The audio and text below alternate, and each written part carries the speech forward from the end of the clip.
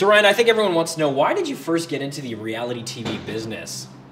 Every 4 years the Olympics are on, and the most watched sport is swimming. And then after the Olympics, they forget about it. When we still have our World Championships every other year, and we have all these swim meets during the year on those off years, and people just don't watch swimming anymore. They don't really care to. That's one of the main reasons why I wanted to do this reality show, is to bring swimming to people's living room. And it's almost like a promotion for things like the Olympic Games. I almost liken it to an actor that goes away for 4 or 5 years, and people do tend to forget about them. So it's almost a way of just reminding people about the sport and about these personalities that are in the Olympics, right? Yeah, it's keeping everyone up to date and like swimming. Like, they see me, they know I'm a swimmer. They're like, well, hey, if you see his normal lifestyle, like, let's just watch swimming a little bit more.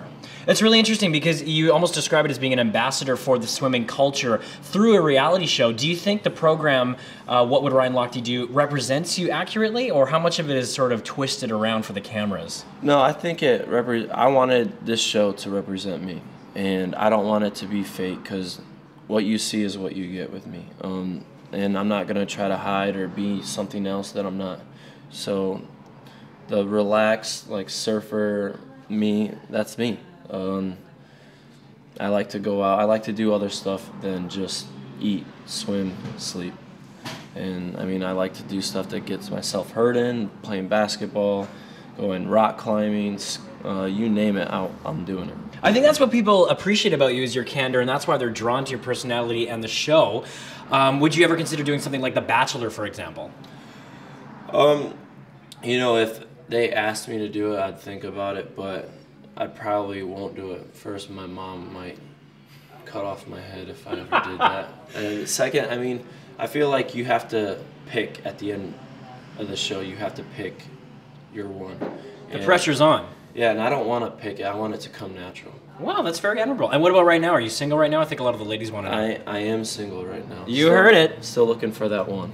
And your passion for swimming obviously comes out in everything you do. And you went from sort of eating Skittles and Mountain Dew as a kid. What is the diet right now for you, breakfast? Like, what's the regimen, strictly speaking?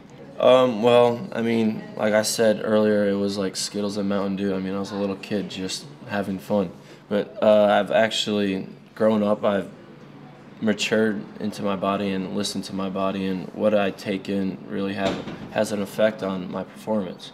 So now I'm eating about 7,000 to 8,000 calories a day, and wow. It's, I'm constantly eating. And as long as you're burning that off, it's all good. You're sort of creating that balance, right? And swimming is probably the best exercise to burn calories. And for kids that are sort of a little bit reluctant to get into the water to start swimming, and parents that maybe are wondering if they want to get their kids into swimming lessons, what sort of advice do you have to sort of pass on to those aspiring Olympians of the future that want to get in the pool? To have fun. I mean, take it seriously, but not so serious that you get burned out at such an early age. I mean, for me, I was just having fun the whole time. I mean, I was the little kid growing up that was trying to get kicked out of practice instead of stay in the water. So, I mean, I was always goofing off, like pulling other people's legs, blowing bubbles. Like, I was that kind of kid growing up. Really? And growing up, I mean, I never got tired of it. It was fun. And that's what kept me going. That's why I'm one of the oldest swimmers now, and I'm still having fun.